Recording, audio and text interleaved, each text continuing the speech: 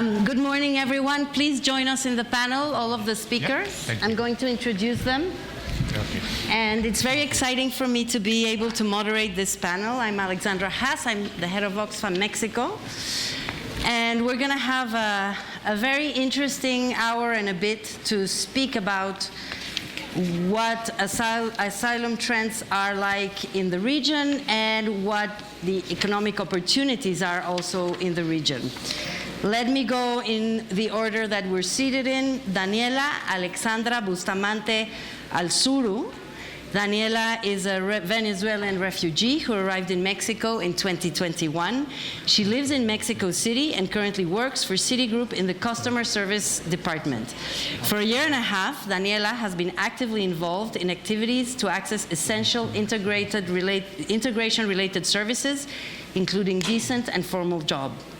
Through the provision of protection and assistance granted by COMAR, which is the Mexican Refugee Agency, UNHCR, and civil society institutions assisting refugees, Daniella has obtained her identity documents in Mexico to access to a first formal job that will allow her to maintain an autonomous and dignified life. Daniella has a bachelor's degree in nursing as she worked in emergency and hospital care services in public and private health institutions in her origin country. She is in the process of revalidating her diplomas to place herself in a job linked to her professional profiling. Let's give Daniella a round of applause, please. Without a doubt, she's the most important person in the panel, and although we're going to have participations of everyone in this panel before, she will close with her testimony on what it has been like to be a refugee and to experience this possibility of integration. So thank you for being here, Daniella. Muchas gracias. We have Rema Jamous. Rema is the United Nations High Commissioner for Refugees representative in Canada. She has served at the UNHCR in many positions, but also in different positions in different areas at the UN.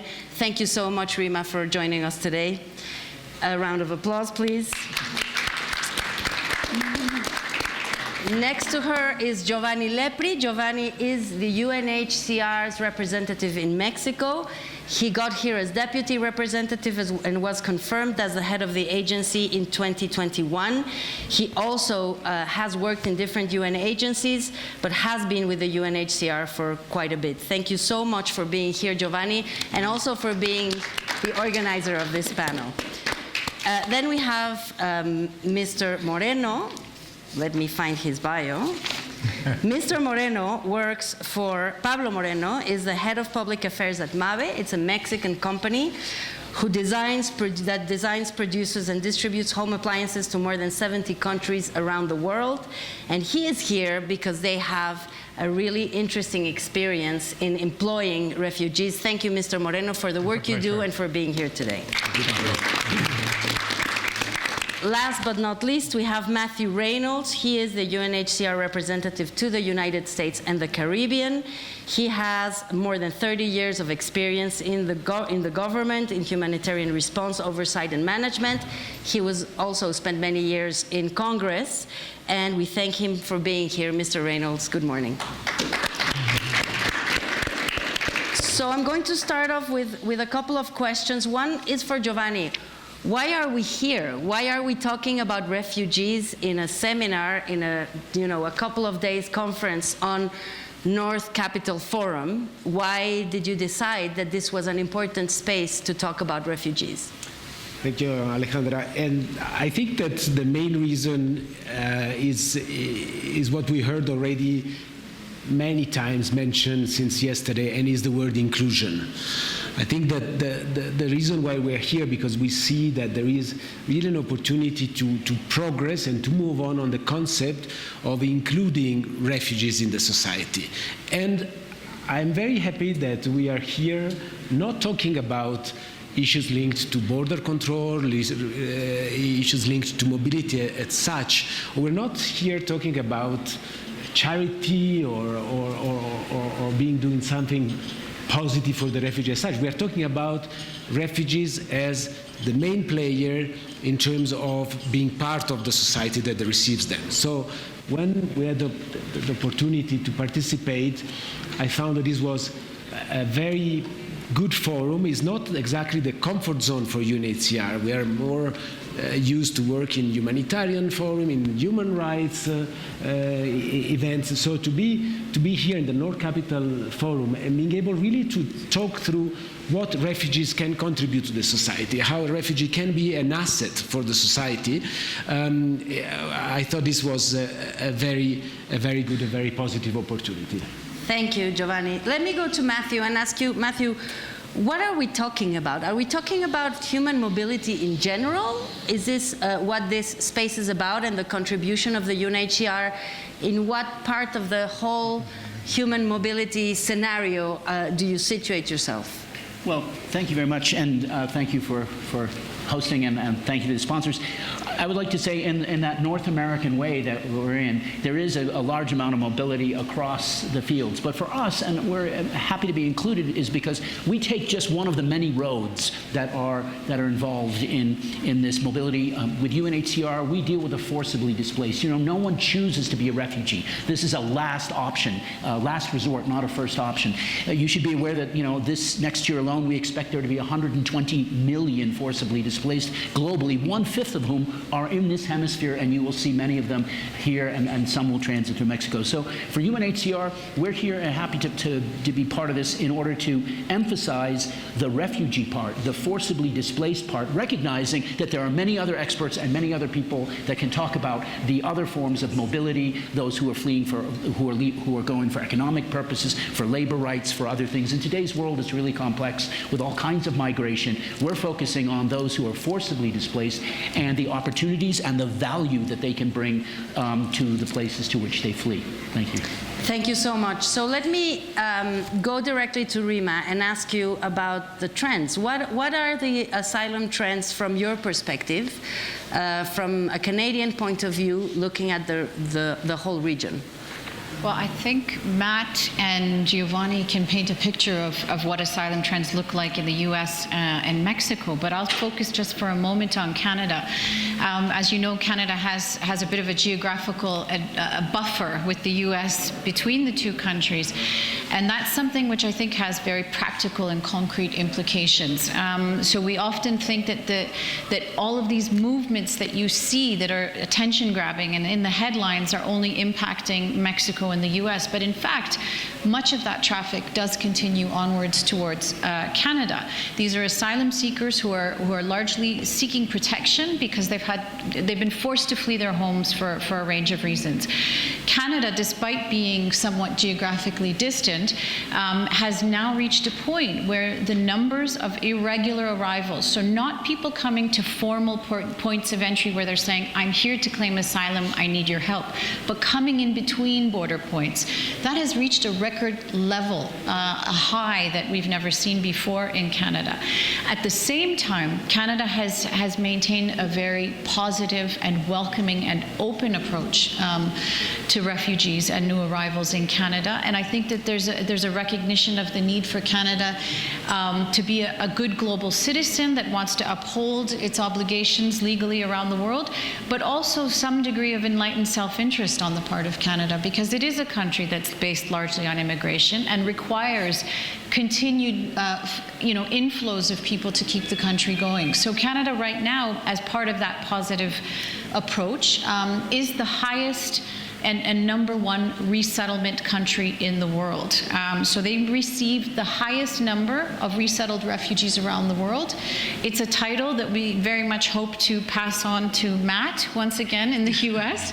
But for the moment, Canada occupies that space. And so I think that's, at the moment, we see this two-pronged approach where you have irregular arrivals who are showing up in the country, and you have also record numbers of resettled refugees that Canada is choosing from abroad, recognizing their vulnerability and giving them an opportunity to start a new life in Canada.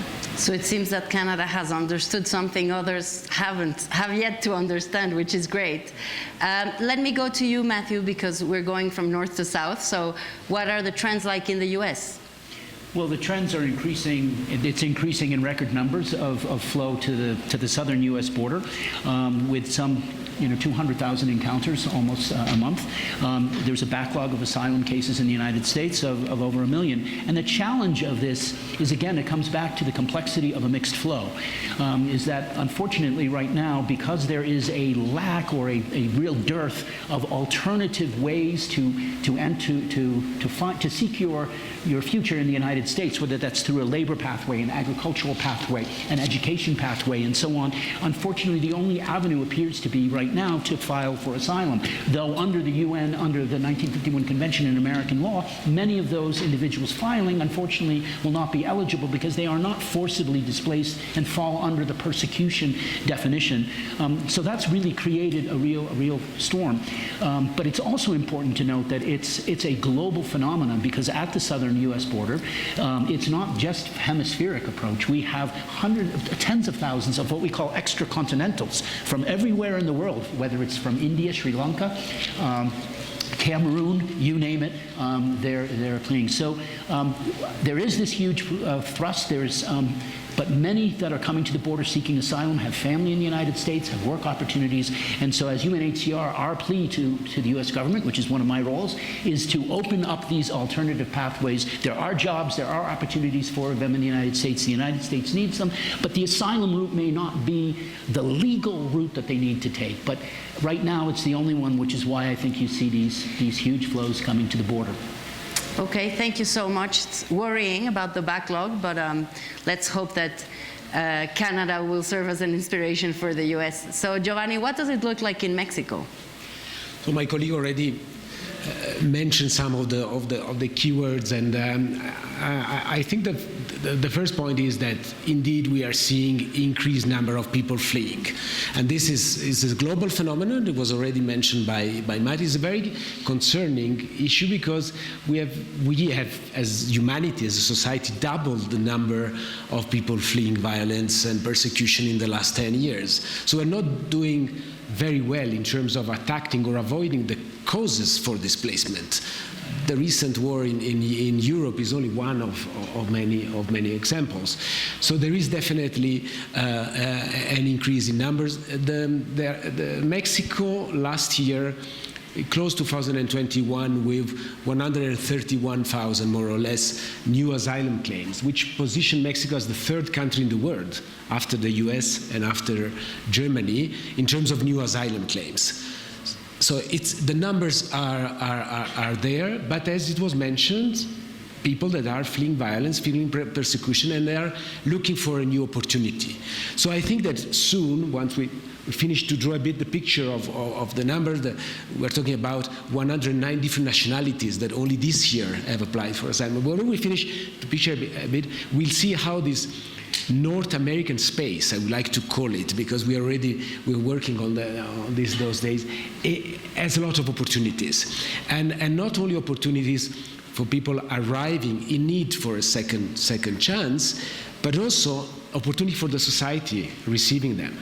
And so I think that if we manage to work a bit more on this switch in mentality, and this was also mentioned yesterday and today, and there is a sentence that I like to repeat and I like to use, that is that ignorance is a very good friend of xenophobia. When you don't know, you tend to reject. And so I think there is, and those type of forums, those type of exchanges, I hope will allow us to put a bit more things into perspective. We will have soon the testimony of Pablo telling us from the corporate perspective, what does it mean to see this as an opportunity, to see this as a possibility for inclusion. And maybe just, again, to get a bit the numbers, it was mentioned already, we are talking about a space of 500 million people aging. Now, maybe my country is much older. I come from Italy. And whenever I go to a forum, I always try to find out who is the person that is slightly older in the audience. And I ask the person, I always address directly and ask, if you think that refugees and migrants are coming to steal job to your children, in reality they're coming to pay your pension. And it's true. In Italy, we have a serious problem. There are more people receiving pension. Very good, means there is a longer longer life for the population, but more people receiving pension than people working and contributing. So the only solution is human mobility. Because even if all of a sudden Italy will decide to increase its birth rate, the effect will be in 25 years, will not be, and it's not happening. So I think that the idea of this first population movement and forced displacement are not going away. They have increased, they are increasing. And so I would like to conclude just with one sentence. I don't like to hear the word migration or refugee crisis. I think the crisis, honestly, and frankly, I think it depends how you handle it. If you don't handle it, you as a society, as a big you, us, not you, us as a society, we are not able to handle it well, then it becomes a crisis. But if we are able to handle it well, that might become an incredible opportunity. And I would just, I always say I said the last and then I continue, so Alejandra will have to stop me, but I promise this is the last. It's not only a question of economic growth, of economic possibility. We will hear about some very successful refugees who have brought a lot to the economy.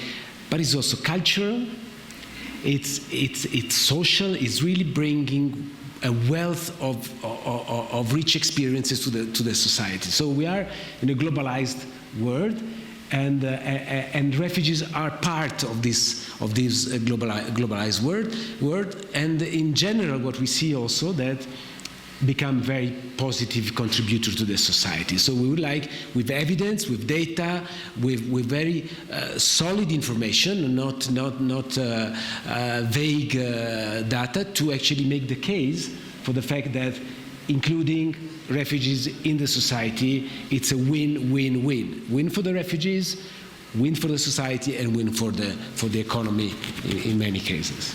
Wonderful, thank you. And I think that's a great way to hear Pablo Moreno on Mabe's experience, taking into account that mobility is the solution to many problems instead of a problem in itself. I think that's the correct point of view. So, Mr. Moreno, please tell us about Mabe's experience. Thank you for being here. Thank you very much. First of all, I would like to appreciate the invitation you have given to Mabe. It's an honor and a privilege to be not only among you, but basically among these people that day to day are working very hard to accomplish a lot of miracles. A lot of hard work is behind this. And sorry for my very rusty English. I'm going to be mixing a little bit of my notes together with my presentation. So, I know migration is not your favorite word, but migration has been intimately linked to organization in Mabe since its inception. Mabe's founder migrated from Spain shortly after the exodus of the Spanish to Mexico and established a small workshop that deal with metal pieces. Very, very little, very humble workshop. And after 75 years of that, this little workshop has become one of the most leading companies of household appliances in Latin America, with the presence of more than 70 countries and more than 24,000 employees. So I'm proud to say that we are an example of how much an immigrant can achieve when given just only one chance. So in 2017, we started a project with the Office of the United Nations High Commissioner for Refugees in Mexico, together with the government, the federal government, the government of the state of Coahuila, and the Mexican Commission for Refugee Aid, the COMAR. And the project consisted basically in the integration of refugees in Mabe's washing machine manufacturing plant, which is located in the city of Saltillo, the state of Coahuila.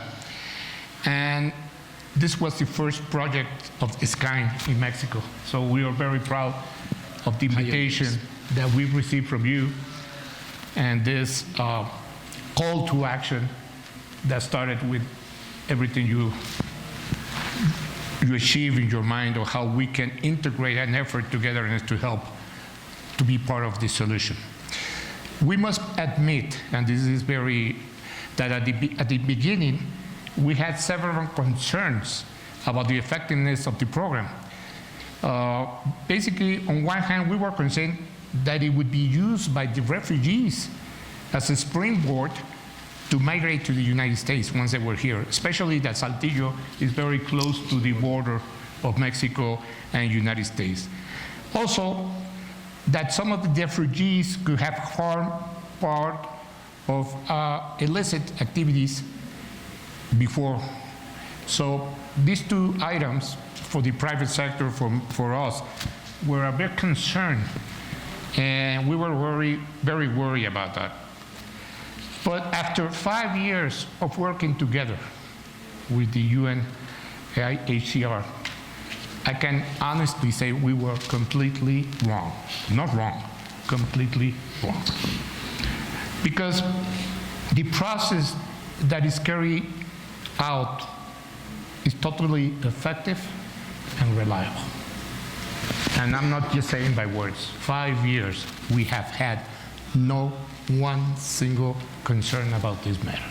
So this is very important to point out. So today, I can say that the program has been a very successful case for Mabe. We have hired more than 200 refugees, most of whom have become model employees, in the large part because they value the fact that they and their families were given a second opportunity. And because of this, when they arrive at the company and they start working, they become model employees. And because of this, they're very reliable, responsible, and some of them have integrated into leadership roles in various units at the plant. Because with this energy, with this commitment, it helps us to put that example as a part of that leadership in teams that together produce the products. They have also integrated into the company's culture, way of doing things, but most importantly, within the communities they live. They have completely integrated. 59% of the refugees are men, 41 are women, and the average age is of 31 years. Let me tell you one fact, really interesting fact. The average monthly rotation, you mentioned the word, the average monthly rotation of the southeast area of the state of Coahuila is about 10.3% per month. Within the community that works in Mabe's plant, the turnover is of 5.5% per month, half. And you may think, well, that's half is very good. But when it comes to the refugee workers hire, the turnover is only of 0.9%. You cannot, 5 years, and we can statistically tell you that this is for real. And due to the success that we have obtained, we have started to work in the integration of refugees in our other plants. In another plant we have in San Luis Potosí, and we're working also to carry out the comparison of the program in another plant we have in Manizales, Colombia. So we eventually are going to continue to work. So basically, we consider that our role as member of the private initiative is fundamental in the management of this solution, since we address together with the UNHCR and the government the challenges of this integration. So not only at that labor level, as I mentioned, but also as a social level in the communities where the program operates. So we seek that each of the refugees can start a new life, but basically in a dignified way, providing them with necessary support to find a place to live, a school for their children, as well as a work environment that allows them to develop and grow in the future. However, not everything is pink. For the program to continue its successful work, we necessarily need two basic things. For us, the challenge is to keep on working with the private sector to have a greater number of companies to join this cause. And for the governments, we believe, to continue to support the solution with the solution of administrative challenges that would allow all these people to benefit from the program. There are many challenges that in an integrated way we're experiencing.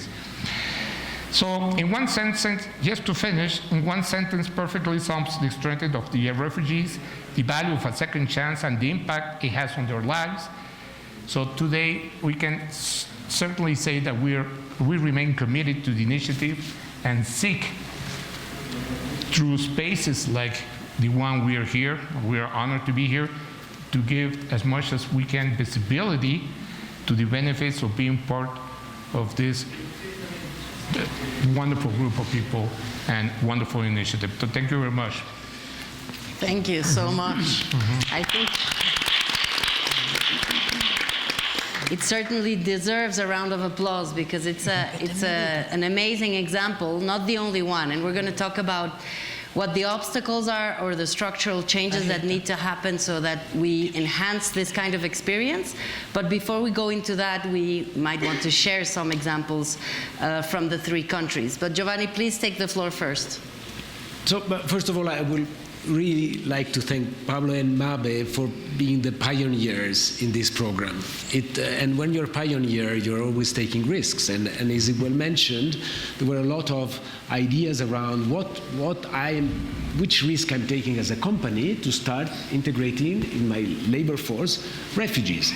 And refugees which I don't know exactly who they are, where they come from. And so there was this switch of mentality, which was done through evidence. Through the evidence. When he says in 5 years we haven't had one evidence that what were our concerns were actually real and they were actually stereotypes, were actually ideas that were coming. Now, since Mabe started, now we move on to 400 companies. Now the program has more or less 400 companies, and thanks to the good example, if you don't know what is Mabe and you're Mexican, just go in your kitchen and look around, and I'm sure you will find a Mabe fridge or stove. So this example, and I want just to touch a moment on the companies. We have big multinational companies. We have small Mexican family-run companies which are participating. And they're participating and they are progressively becoming more and more ambassadors to the fact that refugees are good for the companies and they work well within their communities. The turnover, we heard this a lot, that it's a big concern. It's a big concern for companies to actually train people and then losing them after months. Actually, one big retail company, which is part of the program, I don't want to make any publicity, but I have to mention this one, Soriana, made a calculation on how much Soriana is saving due to the fact that the refugees rotate less than others. And it could put a value, a monetary value, to the fact that this less rotation has an impact. And I think that this brings me to another point. We need to work much more on evidence, on data, on fact that many entrepreneurs, what they're interested really is to understand, so tell me really what is the benefit that I can get from the process. So turnover for sure is one. The second point I want to mention is taxes. We're talking about formal jobs. We're talking about a program which focuses on inclusion on formal economy.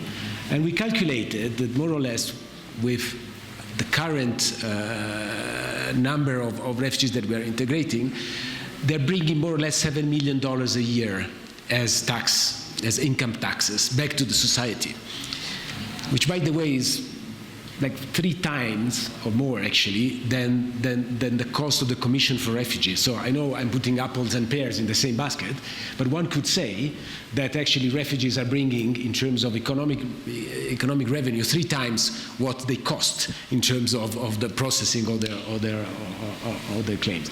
So the fact that we are able to actually continue to widen the scope of the program, to increase, it's due to a need, and that's, I think, is also something that we heard a lot. I'm not ready to throw numbers, but if I did the calculation correctly, in the North American region, so Canada, US, and Mexico, we are talking about several millions of vacancies. And it's not only, and that I would like to make a point, and I talk about Mexico, it's not only Canada and it's not only the US, because we tend sometimes to see more as the need of labor mobility for those. And Mexico has a very, and you probably will know, a very evident case in terms of need of labor force, which is not sourced locally, or is not enough sourced locally. So I think that if we start putting together the pieces of the puzzle, we talk about formal inclusion, we talk about needs that the companies have in terms of filling the vacancies that they have, and we talk about the possibility also for Mexico, now I focus more on Mexico, to play more and more a role in this more regional effort that is stabilization of people on the move, of providing safety and protection to people that are fleeing from different countries. I mentioned before, 109 different nationalities have filed an asylum claim only this year. Of course, a few nationalities like Honduras, Nicaragua, Venezuela, Cuba, and others, which take a bit the big share of these numbers, but it's a vast number of people on the move.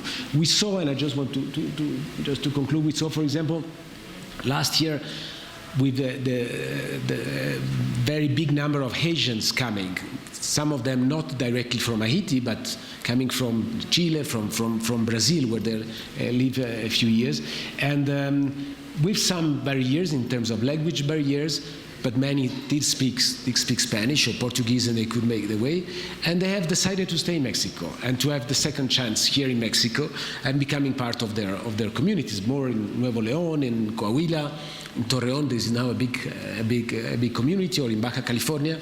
So I think that we need to continue to work on structuring more and more the program, trying to get more companies that are interested and willing to participate, and again bring evidence of what we are saying. Because sometimes I say it's easy for me. I'm representing the UN Agency for Refugee. Of course, I will try to talk positive about the impact of refugees, but it's much stronger if it's Pablo doing it, or if it's the World Bank helping us now with a study in terms of bringing the evidence of what we are saying.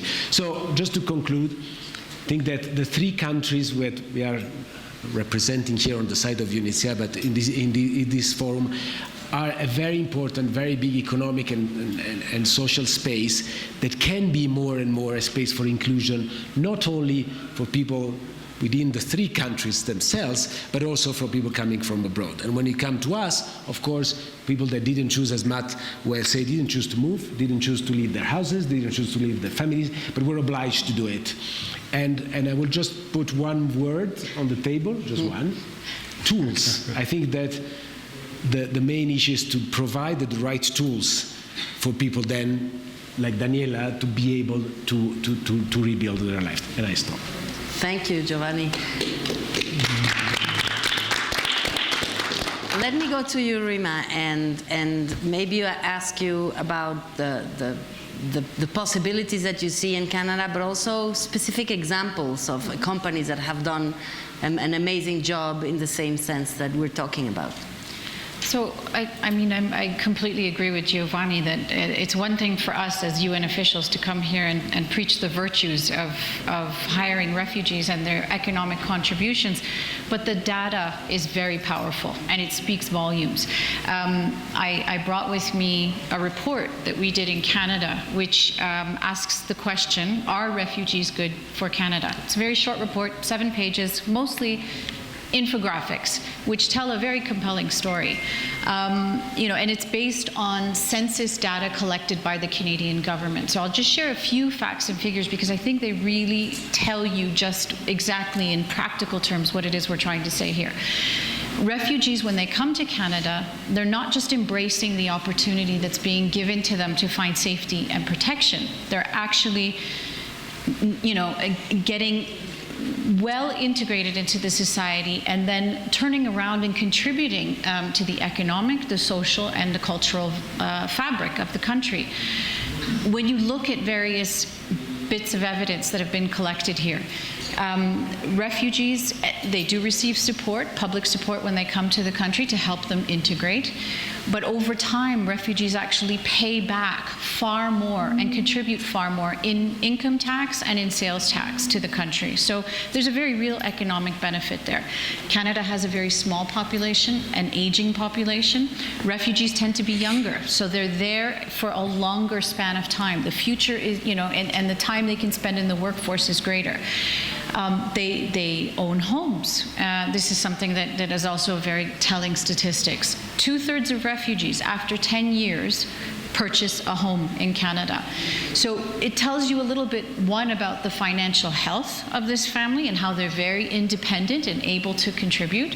But secondly, how committed they are to their communities and to giving back to those communities. They are staying. They're not leaving, as we heard from Pablo and Giovanni. Education, refugee children actually outperform Canadian kids in post-secondary amongst different levels, but they graduate from university at a higher level. They have a higher proportion of master's degrees, PhDs. I mean, they come and I think there's something to the element of having faced struggle and having real, profound challenges on how you're going to survive that drive you and create ambition and a sense of responsibility to give back. They're also entrepreneurs. And rather than talk a little bit about the companies, I can come back to the labor mobility model that Canada has in place now, but individuals. I'll just tell you one story, and I brought with me some props. There is a young man that hails from Syria. His family used to own a very successful chocolate shop in Syria. The chocolate shop, unfortunately, during the course of the conflict, was bombed. The family fled to Lebanon, and in Lebanon, this family was identified by the UN Refugee Agency and chosen by Canada to resettle to Canada. Now, there's a whole movie that tells you the story, and I wish I could have shown you a clip because it's really amazing. It's called Peace by Chocolate, and it tells the family story. But what he did was basically, after landing in, I think, January in sub-zero weather and snow all around, finally realizing they have to find a way to make a go of this new life in this small community on Canada's East Coast. So they started making chocolate in their kitchen. And this grew to selling chocolate at a local farmer's market, which then grew into an actual chocolate factory, which now supplies chocolate not just in Canada, but internationally. Their chocolate is at the International Space Station. It's all over the place. I brought some here with me because we weren't allowed to show you a video. I would have showed you that, but I brought my props instead. And unfortunately, you can't taste it because these 3 bars are for Giovanni's children. But here, right on the chocolate, it says Peace by Chocolate, a Syrian family tradition. And what he's done is very cleverly put some iconic Canadian phrases that some of you may recognize on the chocolate, some others like peace and so on. I mean, this guy tells the story of how when he first arrived in this community, some were welcoming, but others were like, why is this man here? And he's going to take a job from me. This is a small town. Well, he now employs the people who were critical, and he's created jobs and occupies the most expensive piece of real estate in Halifax, Nova Scotia on the waterfront where he sells some of this chocolate. So it's just one example, but it really points to the fact that refugees are good for Canada. They make economic sense, they contribute, and frankly, it's a country built on immigration. My parents were immigrants to Canada.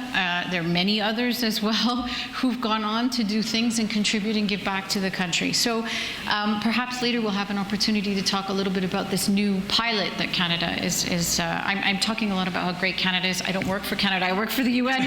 But But really, it's hard not to pay tribute to what Canada is doing when you compare on the world stage. When other countries are sort of shutting their borders and saying, my country first, me first, this is a great example of how it's a win-win for everybody. Thank you, Rema. I think it's so exciting to listen to the specific stories, because although the data is very powerful, it's never the same when you hear the story and you see the product. So Matthew, you have pretty good examples as well in the US, but it's also a very different country from Canada in size, in amount of people, in the kind of structural barriers. So do you want to talk about it, please? Absolutely, thank you. And the one thing I would say that it does share with Canada is it is a land of opportunity.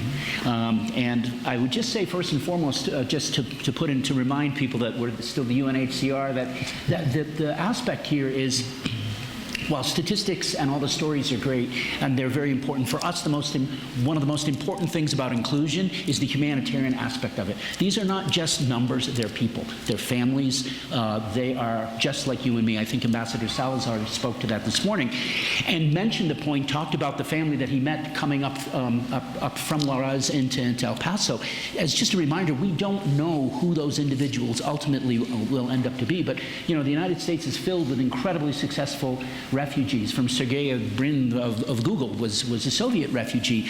Andy Grove was a Hungarian refugee from the 1956 conflict, co-founded and started Intel Corp. We have great leaders in the United States government, former Secretaries of State Albright and Henry Kissinger.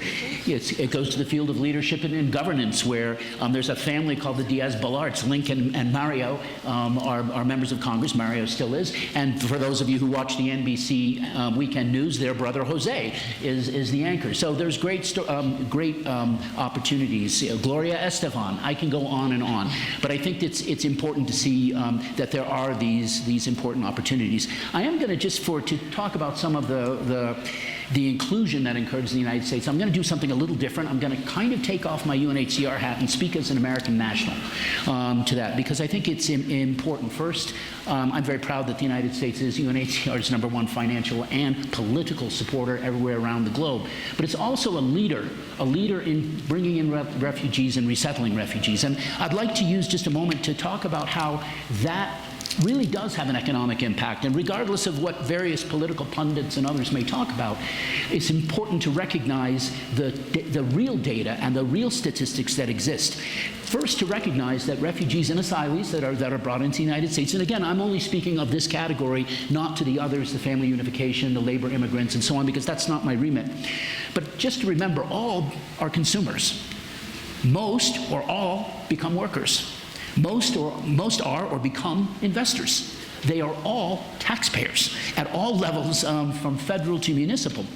And I think it's important, there was an important study that was done that looked at when the United States at the end of 2016 was admitting about 85,000 refugees through its formal refugee program, which is a formal resettlement program that takes place. In the course of the next couple of years, since that time, until 2020, admissions dropped to the point where it was looked at that there were about 300,000 missing refugees. These are refugees that would have been admitted but weren't because the numbers went down. Similarly, there was a 68% drop in asylees that received asylum in the United States.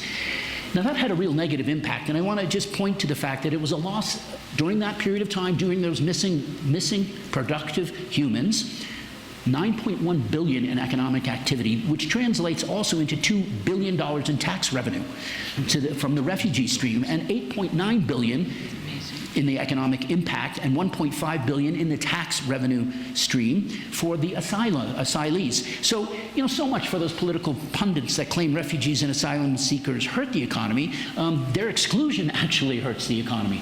So I think for the United States, perhaps a little different than Canada and others, is there are some formalized programs for refugees, but there is such a large civic community and other kinds of businesses and so on that give people the opportunities, that there is not the need so much for really structured programs, because there are a lot in civil society that provide that.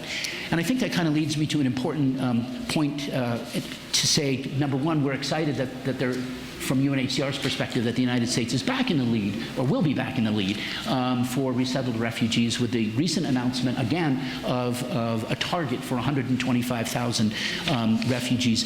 And I would just tell you, for those of you who are Americans, that means that's the size of Allentown, Pennsylvania, or Fargo, North Dakota. For Mexico, and I have to cheat here because I don't know Mexican towns that well, so it's San Pedro Garza Garcia or Guadalupe and Nuevo Leon, so that's the same population size. Or for those of you who are from Canada, it's Sherbrooke in Quebec, or 1/2 of the size of Gatineau in Quebec, right across from Ottawa. So it is an important impact, and I think it's important because then, in this case, the United States, and for UNHCR, it's very helpful for us when we're talking to other countries to include refugees in their systems and bring inclusions, particularly those on the other side of the Atlantic that I think, I might get in trouble for this, but as was introduced, it was really more of American political than a diplomat, so you'll see that coming through. But there are a lot of other countries that could do a lot more, and I think that the lead that the United States is showing, that it's actually it's an economic and social improvement to include, and to include on that line. I'll finish by just saying one point is that all of this is part of the global compact on refugees. And true UN speak, I have to bring up the big UN opportunities. But that's really an approach by all of society's approach to the issue of refugees. And there's a global compact on migration, recognizing the mixed flows and so on. And this is an area where all of society can get involved to support these things. We have businesses in the private sector that's clearly leading in parts. And there's opportunities for the business and private sector to engage with civil society and with the World Bank and with the with all other kinds of banks. So we encourage all of businesses to join with some of the partners we have, whether it's Uniglobe or IKEA or Lego, or Microsoft or all the others, and be part of this. It's a different opportunity for the private sector, but it's a unique opportunity with a lot of options. Or if you just want to hang out with some pretty cool people as part of the global refugees, you know, the Major League Players Baseball Trust is one of our partners. So if you want to meet a good baseball player, or if you're into football or soccer, as we call it in the United States, our partner is FC Barcelona. So on that, though, it's showing that we're really looking, this is a global and inclusive opportunity. And I think, but from the U.S. perspective, there are many, many opportunities. So it's a land of opportunity, and we hope everyone is able to take advantage of it. Thank you, Matthew. And I think it's people that work in this field are very passionate, as you can see, and it's a very, very exciting thing to listen to all of you. And before I go into one last round to ask you more about policy, because I think it should be part of the discussion, models, policy, I want to go back to Matthew's point about talking about people. We are talking about people. And we are basically talking about being a more decent world that actually values human life and that takes rights seriously. And we have Daniella here. Thank you so much for being here. Gracias, Daniella. She's Venezuelan, as I said in the beginning. She lives in Mexico. We have the great fortune of having her here. And she's going to talk a little bit about her experience of being a refugee. And we have the help of her translator, who will translate into English as she speaks. So please, gracias, Daniella. Danos tu testimonio. Adelante. Ajá.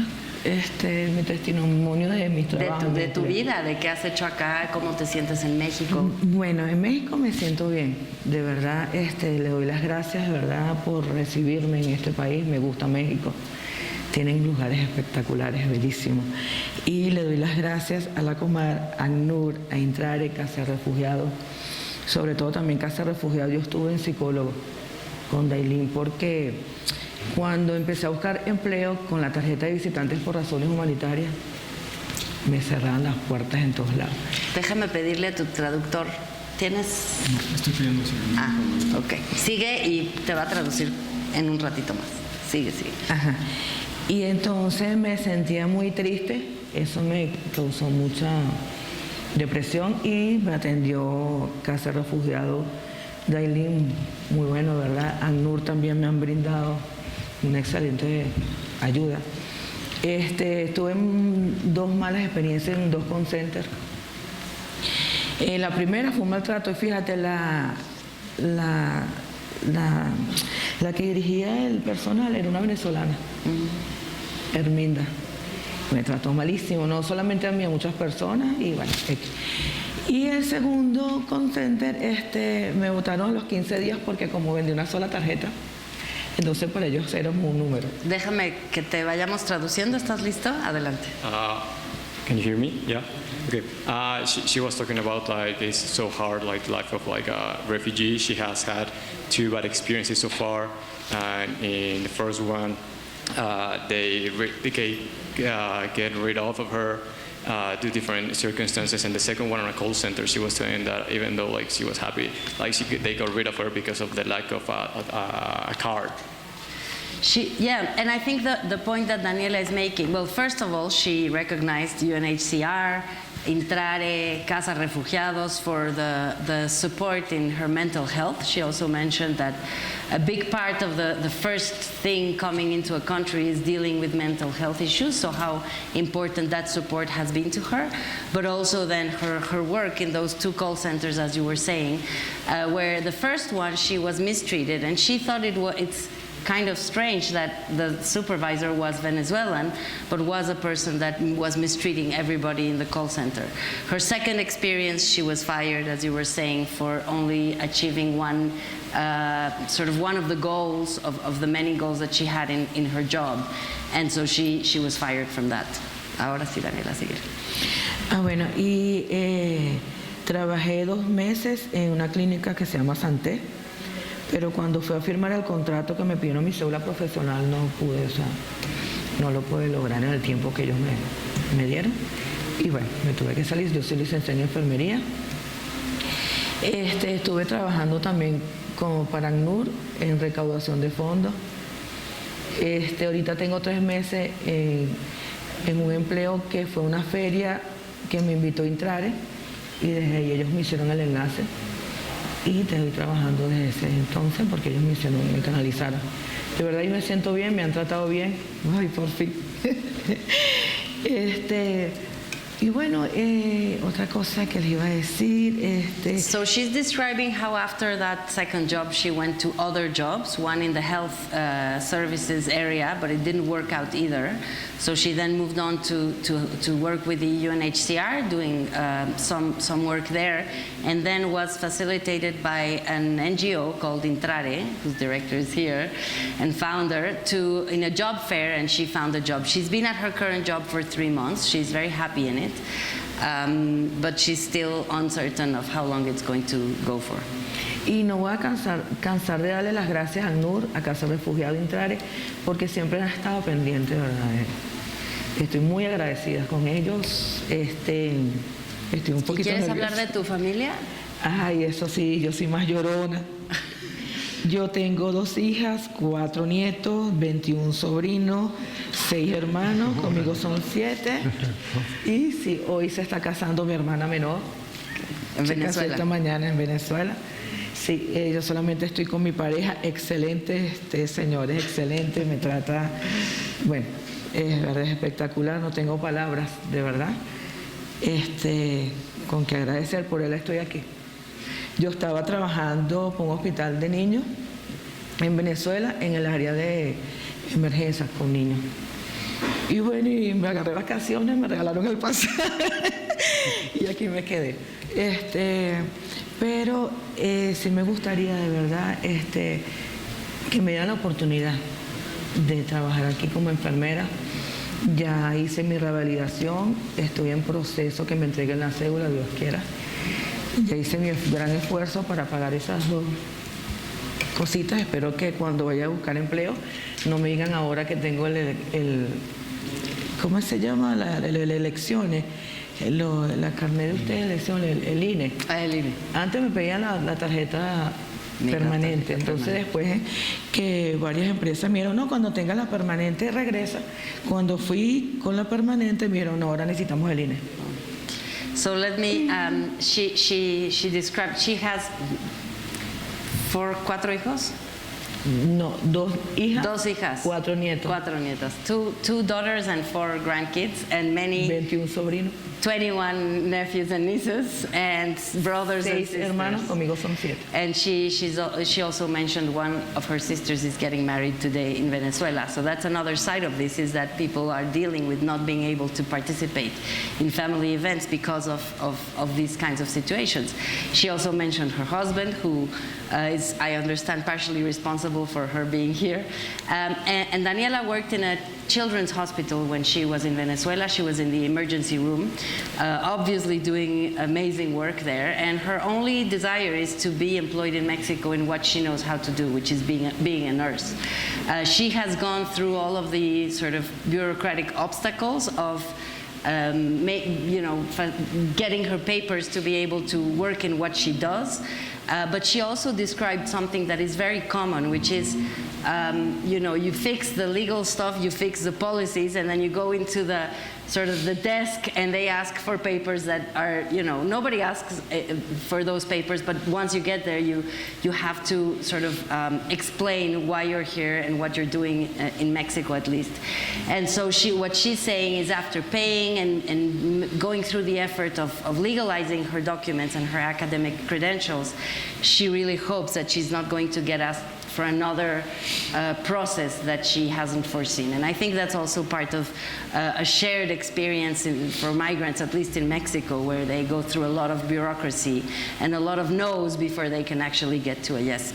Daniella, and she also insisted that she's very, very thankful for Casa Refugiados, Intrare, and the UNHCR for the possibility of being in Mexico and having a good experience in integration, although it's been hard in terms of finding the right job for her. Daniela, ¿alguna cosa más que quieras compartir acerca de tu experiencia u otros refugiados? Bueno, estuve también trabajando de Uber, caminante. He tenido cositas que hacer aquí en México para ganarme la vida. Ahorita en estos momentos estoy bien en el trabajo, pero no tan bien porque vivo el día. Es un tema, no me alcanza. Bueno. Y lo que quiero hablar de verdad, y quiero enfocarme de que a las personas migrantes que salen de sus países, yo necesito, o voy a hablar por todo, de que nos den ese gran apoyo, ¿sabes? Que no nos cierren las puertas, que no nos pongan tantas trabas, que las empresas y el gobierno, no sé, las instituciones se unan, se unifiquen más, y para llevar esta voz o estas inquietudes que nosotros tenemos, de que nosotros sí salimos de nuestro país para mejorar nuestra calidad de vida, ¿sabe? Y que a veces nos ven así como, no sé, nos tratan mal.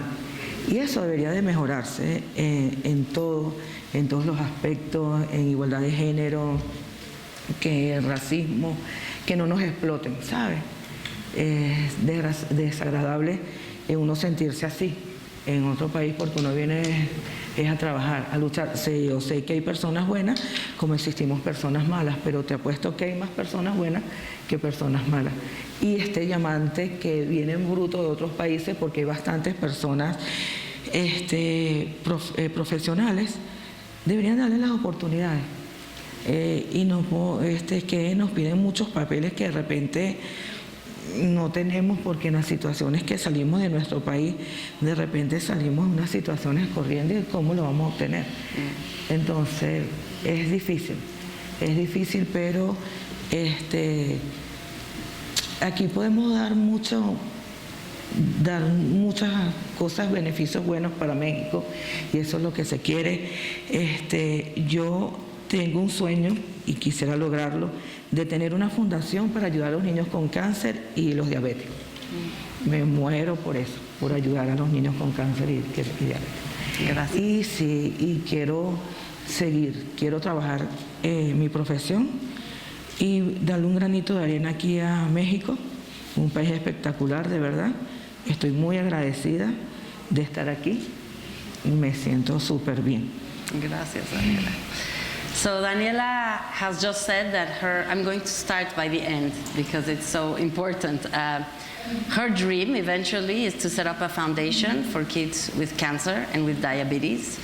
Diabetes is a big, big health problem in Mexico, particularly child diabetes. So the possibility of her setting up her foundation is going to be, because I'm sure she's going to make it, is going to be hugely important for this country.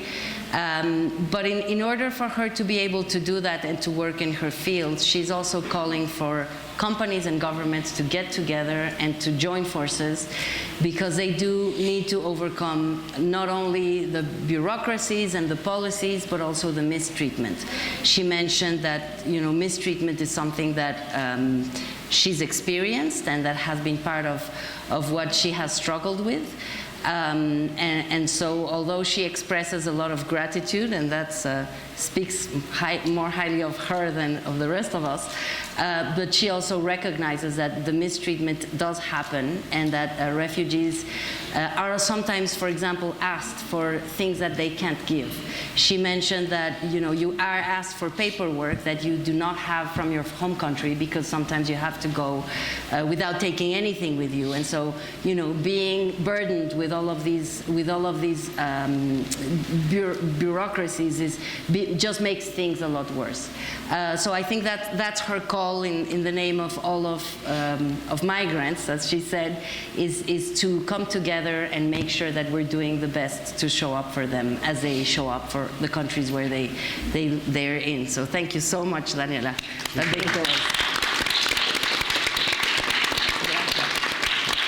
So let me go to a round, and we might have time for a couple of questions. So while you think about your questions, very quickly, maybe I can ask Matthew and then Rema and then Giovanni to speak a bit about the more structural, systemic kind of change that we need to see, or things that are already happening in that area that you think are, you know, good experiences to share. Go ahead. Thanks. I think, first of all, this hemisphere really has been a leader in many of the migration and movement issues compared to the rest of the world. I would just note that I believe next year is the 40th anniversary of the Cartagena Declaration, which again is a really forward-leaning issue dealing with human rights and asylum and treating humans as humans in that field. So like everything, there's a lot more that can be done and a lot more to go.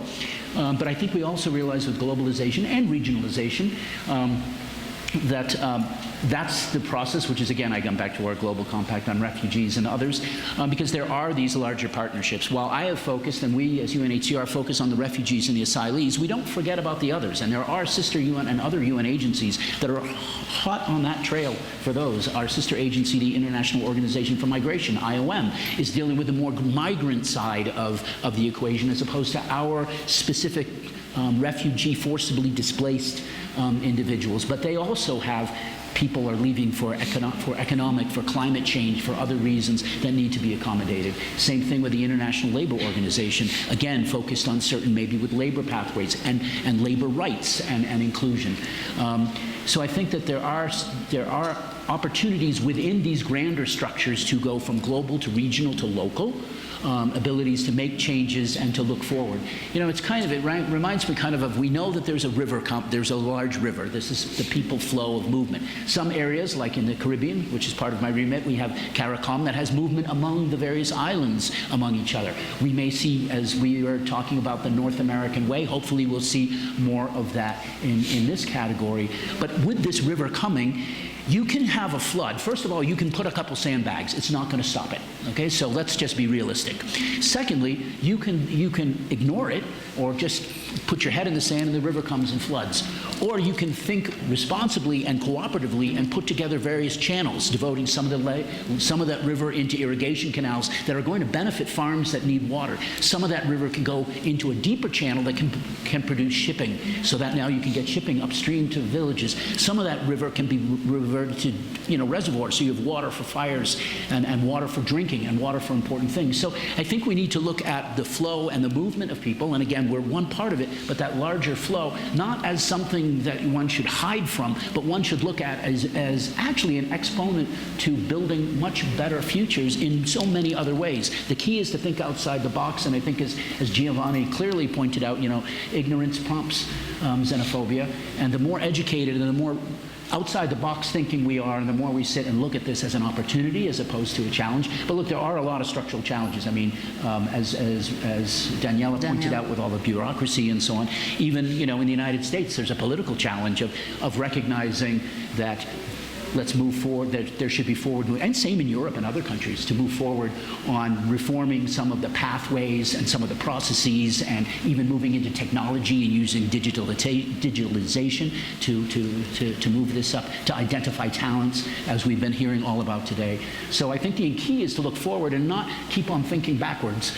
And for UNHCR, because for us, we recognize these forcibly displaced problems and the crises in the world are not going away. They're staying, they're becoming protracted. Old ones that we thought were settled, like Ethiopia, have exploded again, and new ones are coming.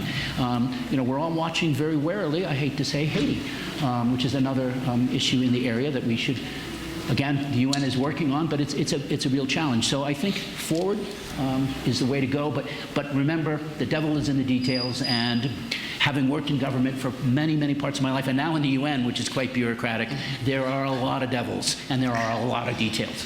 Thank you, Matthew. Thank you. So, Rema, can you, we only have a few minutes left, so can you please tell us a little bit about those challenges, but also those opportunities within the model? Yeah. I think us as the UN are confronted with enormous challenges now. We have reached the highest peak of global forced displacement, milestones we never thought we would reach, with over 100 million people forcibly displaced from their homes around the world. A lot of this is due to political conflict, and we can see, unfortunately, that the UN Security Council, even when they're dealing with big issues where you seem to have unanimity amongst member states, there's still an element of paralysis and a difficulty in addressing root causes of these conflicts. So we have to be realistic and recognize that we as the UN cannot do it alone, and governments, host countries, cannot do it alone. So we have to start being innovative and creative. Part of the reason why we're here, talking to other people that we don't usually interact with in the course of our business, is to basically say, look, we have skills and know-how that we can bring to the table. The private sector has the same, and together we have to innovate and find new solutions. In Canada at the moment, one of those innovative solutions that Canada is championing, okay, you get what I'm trying to say, and sharing with the world, is something that they've loosely coined as labor mobility. And what this foresees is that skilled refugees around the world are matched up with employers in Canada in sectors where there have been persistent labor shortages, like health, like IT, other areas. And so that people do job interviews. There are some administrative flexibilities there, recognizing that you know, when you flee, you can't take your passport or your birth certificate or your training certificates with you. So overcoming some of that with administrative fixes that have been put in place.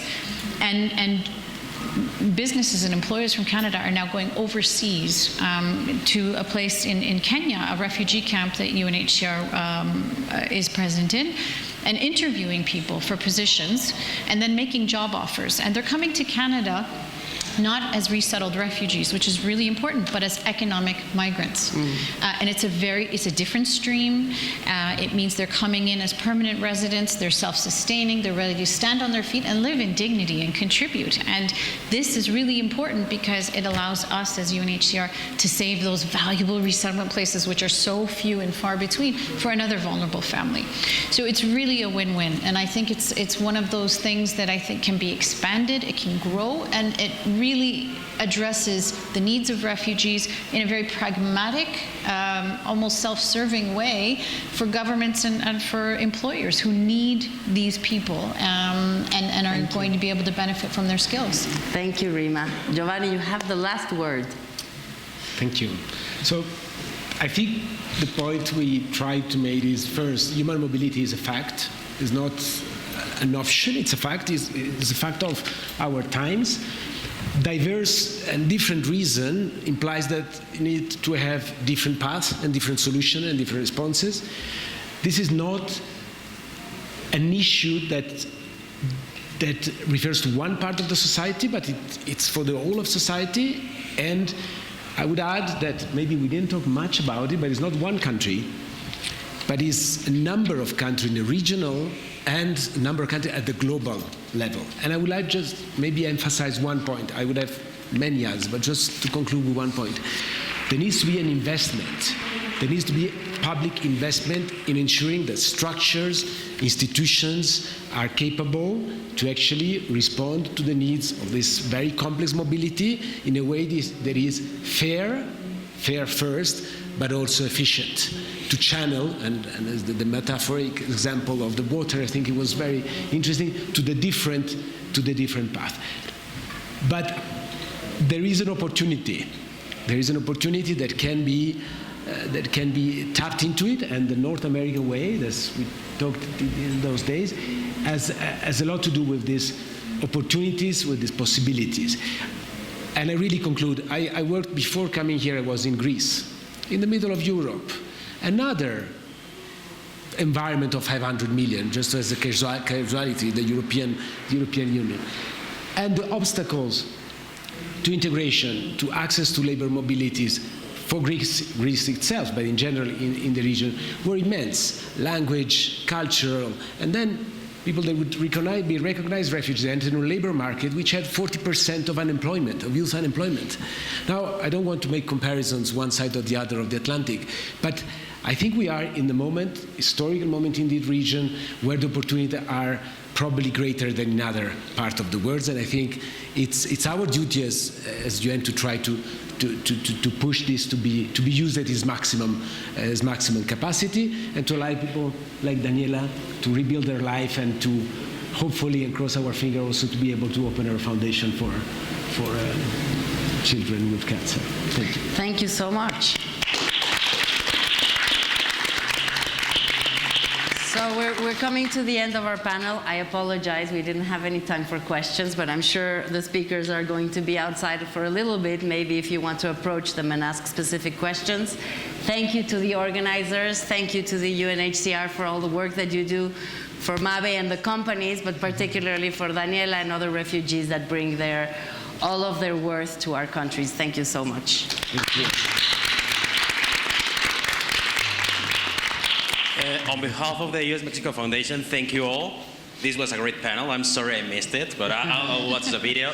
And well, we'll meet in 15 minutes upstairs for a double header. That is Secretary Tatiana Clouthier, and then a conversation with Will Hurd and Shannon O'Neill. Okay?